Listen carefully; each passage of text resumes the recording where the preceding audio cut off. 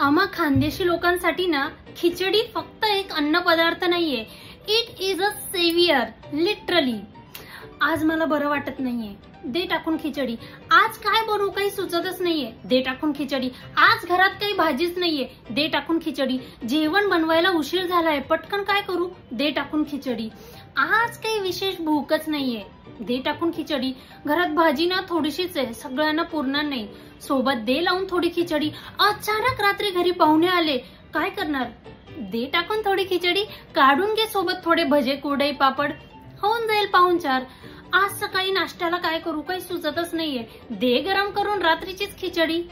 घरामध्ये मरण झालंय, जास्त काही विशेष बनवता येणार नाहीये, दे टाकून खिचडी.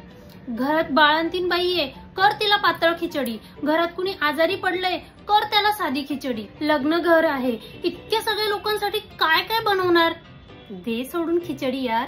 आज मी घरी एकटीच आहे, एकट्यासाठी काय बनवू, करून घेते खिचडीच यार. नवीन तांदळाची गोणी घेतली, दे टाकून खिचडी. खिचडी कोणत्याही स्वरूपात खाऊ शकतो, आज खिचडी जरा चटकली आहे, चलता है यार. आज खिचडी जरा कच्ची पक्की राहिली आहे, चलता है यार. चुलीवरची खिचडी आहे यार, अरे कूद कूद के चलता है यार. केळीच्या पानात वाढलेली खिचडी आहे, वो तो कूद कूद के दौड़ती है यार.